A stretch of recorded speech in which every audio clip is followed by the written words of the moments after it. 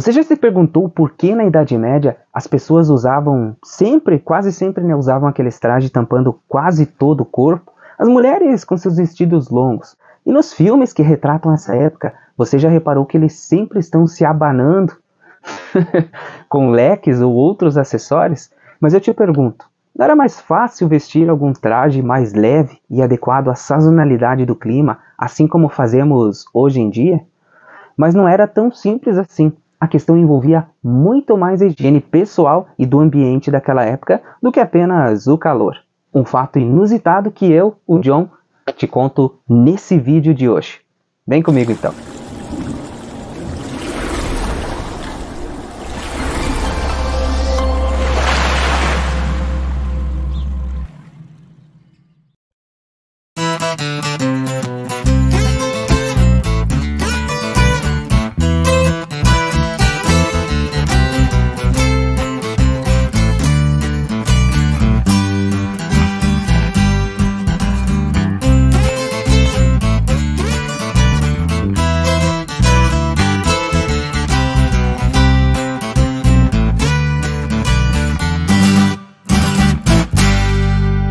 Mas antes de falar sobre tudo isso, a gente precisa falar sobre a Idade Média, né? Quando que ela começou, enfim. Vamos contar um pouquinho para você, então.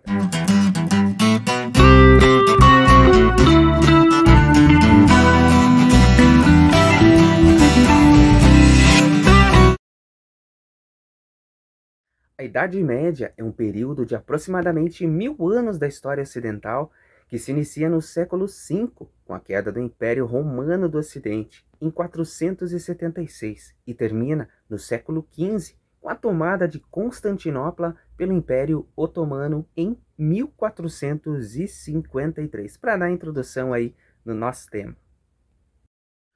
Bom, mas e aqui no Brasil, será que tem alguma coisa a ver com a Idade Média, já que o Brasil foi descoberto depois desse período? Vou contar para você então, tem um pouquinho a ver sim. Eu poderia estar falando do Brasil hoje, mas a gente está falando do período medieval. Somado a isso, o Império Otomano criou um imenso bloqueio econômico entre a Europa Ocidental, né, e a Ásia, que era a principal fonte de especiarias, tinturas e tecidos, ou seja, movimentava muito dinheiro na Europa. E depois de 400 anos e 11 cruzadas, eu acho que os povos do Oriente Médio, né, já estavam de saco cheio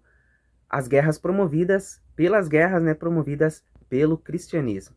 Desesperados economicamente, Portugal e Espanha lançam suas expansões marítimas tendo em vista o Novo Mundo. E esse Novo Mundo era do outro lado do continente, né? Bartolomeu Dias, Pedro Álvares de Cabral, Vicente Pinzón, Vasco da Gama, Cristóvão Colombo, esses nomes que ouvimos falar quando falamos das grandes navegações e da descoberta das Américas e do novo continente, já que estavam muito bem ocupadas e povoadas, né, gente? Sem ingenuidade. A Europa que descobriu as Américas, ou seja, de certa forma, o Brasil e as Américas têm sim algo a ver com a Idade Média, né? Mesmo no finalzinho, ainda que no finalzinho, mas as pessoas que colonizaram os nossos territórios aqui vieram lá de onde estava acontecendo a tal Idade Média. Agora vamos aos assuntos curiosos aí que a gente vai contar nesse vídeo pra você. Deixa eu ver como é que tá. Bom, hoje em dia usamos uma infinidade de produtos para nossa higiene pessoal, bem como de nossas casas, né? E que bom que as temos, né? Mas você sabia que na Idade Média não havia escovas de dentes, perfumes, desodorante, antitranspirantes e muito menos o bom e velho papel higiênico? Imaginem a situação.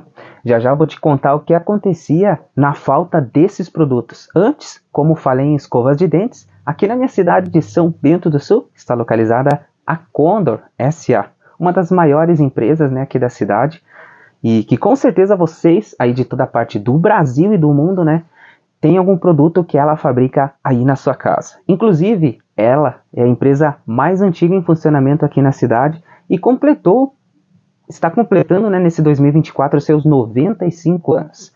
E a primeira escova de dentes que ela produziu lá em 1929 foi feita, acreditem vocês, com pelos de porco. que a gente tem a evolução da nossa escova de dente, lá em 1929. O primeiro produto que a gente fabricava era a escova de dente, cabo do celuloide, e a cerda era 100% natural. Seria a cerda do porco. Os fiozinhos é pelo do porco, é isso? Isso, a cerda. Meu amigo.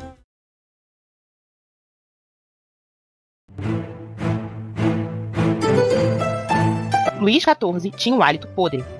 Luís XIV da França desenvolveu cáries terríveis desde muito jovem. Para resolver esse problema, seus médicos extraíram todos os seus dentes.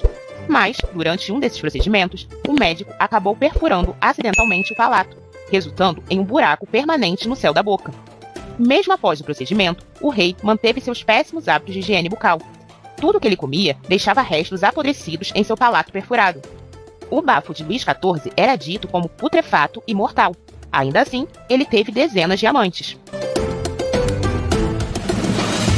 A Rainha Elizabeth I e seus dentes pretos. E por falar em dentes, a Rainha Elizabeth I tinha grande paixão por comida açucarada. Isso, logicamente, não ajudava em nada na sua saúde bucal, já que ela raramente limpava os dentes. Quando a rainha resolvia fazer a higiene na boca, usava um pano enrolado no dedo e embebido em mel. Isso só piorava a situação. A rainha tinha os dentes todos pretos com cáries em todos eles, e o hálito também não era dos melhores. Mas, John, você falou que não tinham o popular papel higiênico. Como eles faziam, então, quando eles iam fazer o número 2? Bom, estamos falando aqui de famílias com mais posses. Você imagina, então, as menos favorecidas, né?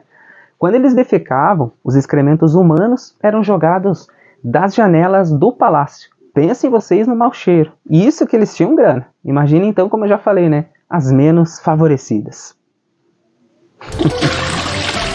A maneira como se limpavam. Essa é uma questão desagradável de imaginar, mas estamos falando sobre a higiene na Idade Média, então é necessário tocar no assunto.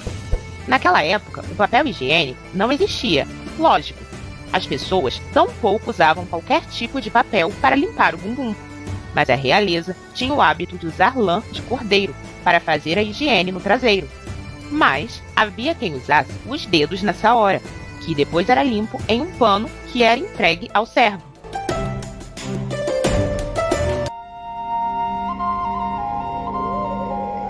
E uma coisa que os caras não economizavam quando o assunto era a festa. A cozinha do palácio podia facilmente preparar um banquete para mais de 1.500 pessoas. E um detalhe, sem ou com a mínima condição de higiene possível. O pessoal se esbaldava de tanto comer. Um cabelo, se a gente encontra hoje em dia na comida, é nojento, né? Mas isso não era nada para eles, frente às condições precárias de higiene, mesmo nos palácios. Imaginem só, né? Usavam as mãos para comer.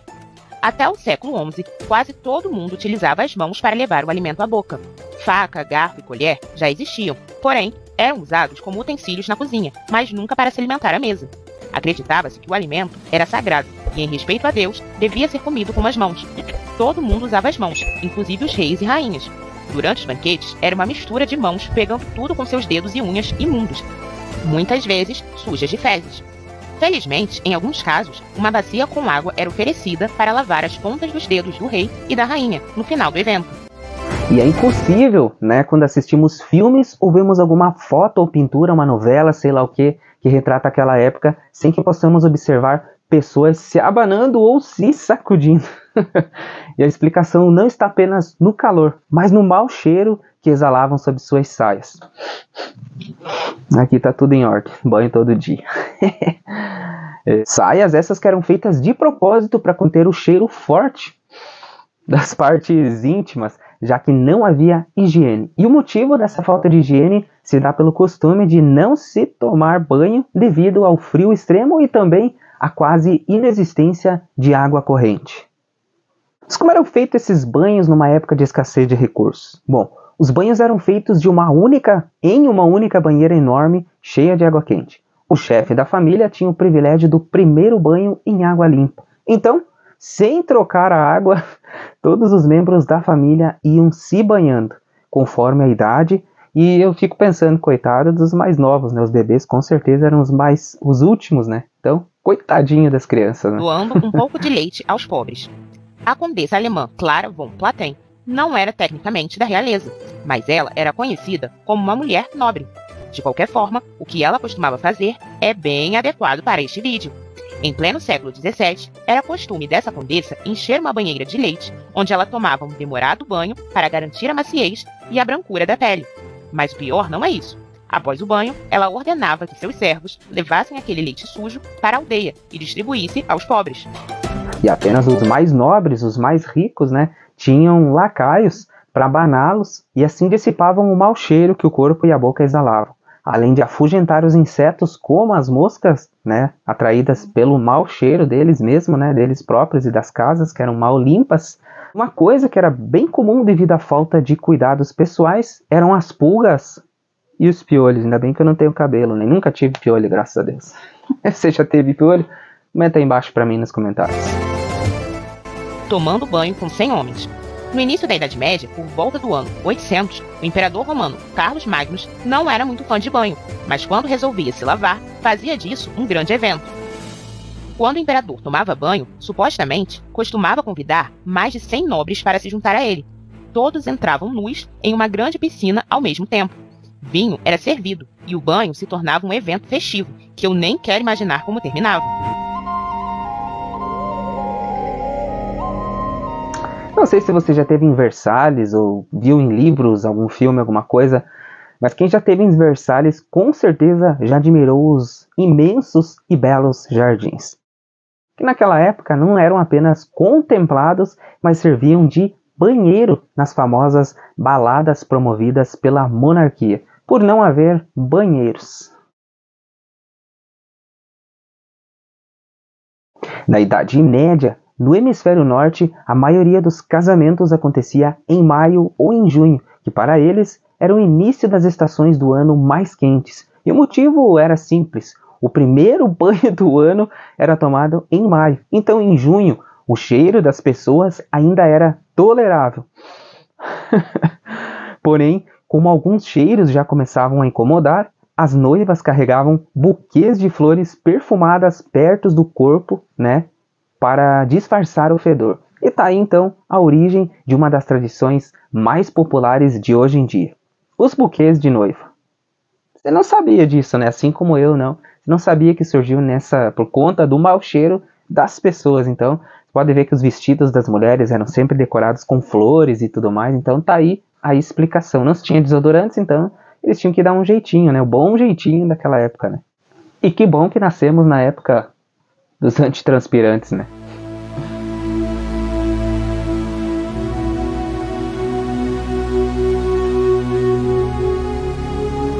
Nessa época também era bastante comum eles armazenarem alimentos e bebidas em latas de ferro.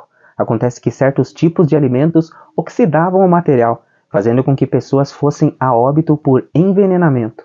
Como falei, os hábitos de higiene eram terríveis. Os tomates, por serem ácidos, por muito tempo foram considerados venenosos e tóxicos. As xícaras de lata, parecidas com essa aqui, só que essa aqui é de alumínio, né, eram usadas para beber cerveja ou uísque. Uma combinação que deixava, na maioria das vezes, o indivíduo no chão, numa espécie de narcolepsia induzida pela mistura de bebida alcoólica com óxido de estanho.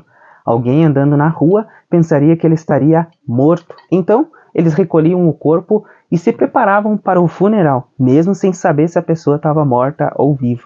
Em seguida, o corpo era colocado na mesa da cozinha da casa deles, né, por alguns dias, e a família observava. Comiam, bebiam e esperavam para ver se o morto, sem ter certeza que estava morto, andava, né, acordava ou não. Então, olha só a loucura dos caras, né?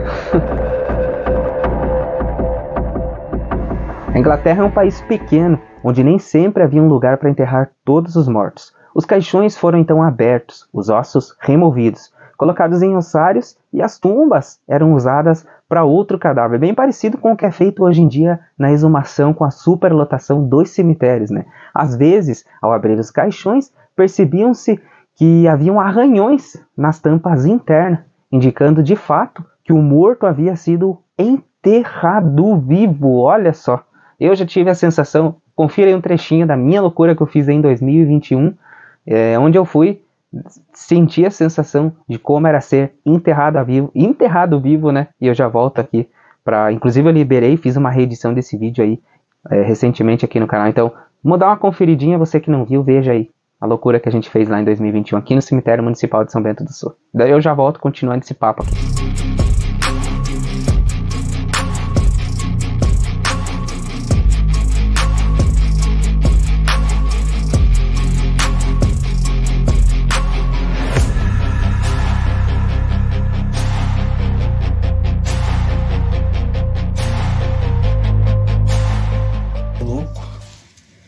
Tô aqui dentro, o cemitério ali embaixo. Que medo! Vou passar alguns minutos aqui. Confesso que a sensação não é nada boa aqui, pessoal. Meu Deus do céu. Loucura, né? A gente não media esforços, né?